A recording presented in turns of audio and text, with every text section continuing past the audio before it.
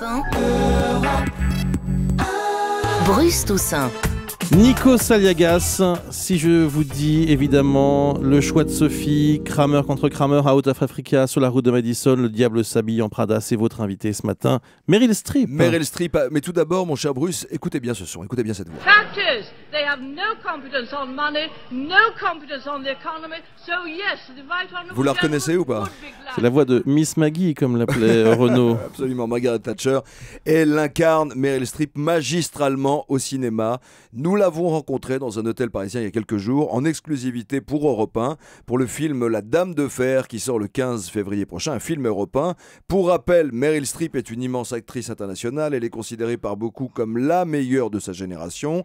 Et elle a été évidemment maintes fois récompensée tout au long de sa carrière, récemment au Golden Globe. Alors peut-être qu'elle décrochera également un Oscar. Alors on le sait, Margaret Thatcher a été la première et unique femme Premier ministre du Royaume-Uni dans les années 80.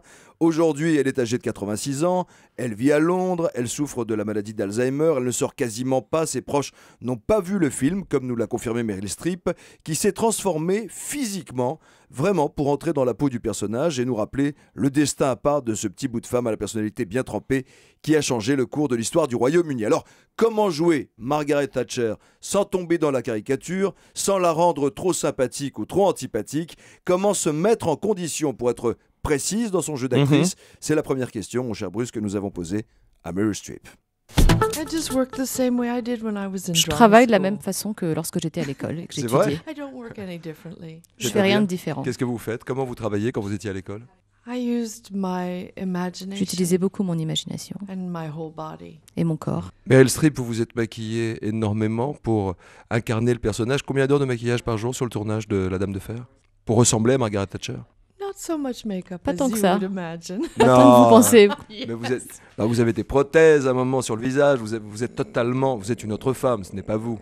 Quand je me regardais dans le miroir, je me voyais moi. On est vraiment rentré dans un processus 2 mois avant de commencer à faire des tests, à faire des essais.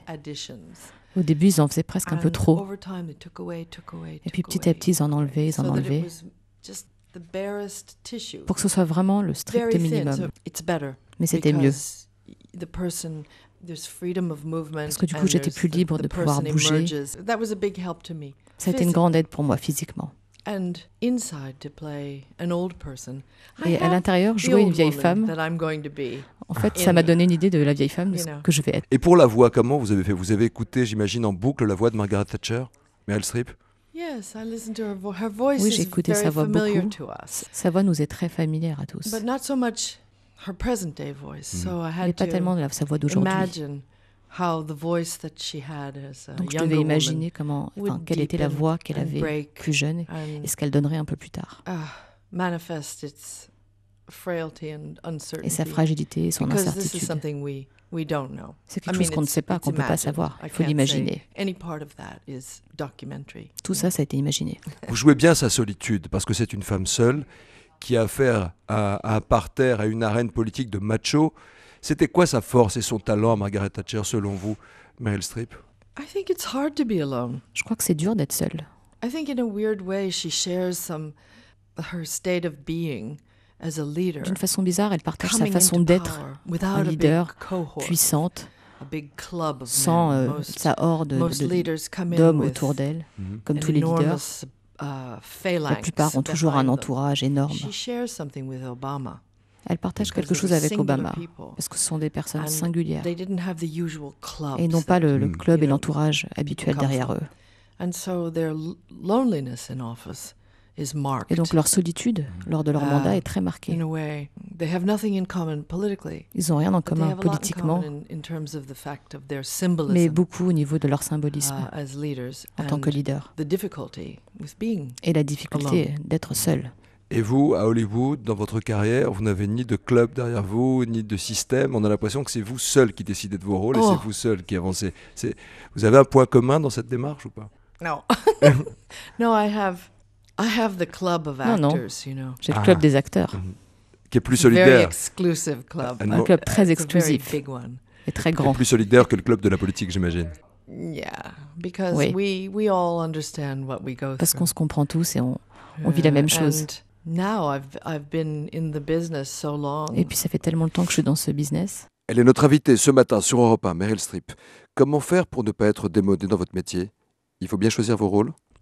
Il n'y a pas tellement de choix. Pour une femme de mon âge. Non, dites pas ça. Honnêtement. C'est la vérité. Il y a peut-être 300 films qui sont sortis cette année.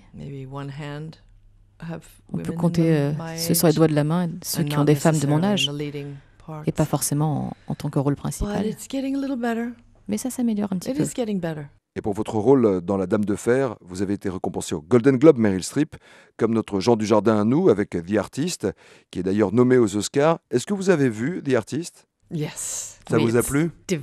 C'est divin. Et quels sont les ingrédients pour être récompensé aux Oscars ou au Golden Globe, à votre avis, Meryl Streep? Si les gens du marketing avaient la réponse à cette question, pas vous, oui. Ce serait beaucoup plus simple. Parce que L'Artiste, par exemple, c'est un film très inhabituel. Il a tout contre lui, en fait. Si vous dites aux grosses pointures Hollywood, on peut faire un film silencieux, en noir et blanc, avec des acteurs français, à propos d'Hollywood. Tout le monde dit non. Oui. Et en plus avec de la musique et de la danse. Et un chien, un dog. No chance. Non, et pourtant. Jamais. Et pourtant, c'est fantastique. Le public l'adore. Comme quoi. Il n'y a pas de règle. Donc j'espère que de la même manière, si on dit on veut faire le film à propos d'une vieille femme, ils vont dire d'une vieille femme, non. Et le public aime le film jusque-là. Donc on a beaucoup d'espoir. On vous souhaite le meilleur. Vous auriez pu faire de la politique, Meryl Streep, c'est quelque chose qui vous aurait intéressé? Non. Pourquoi? Je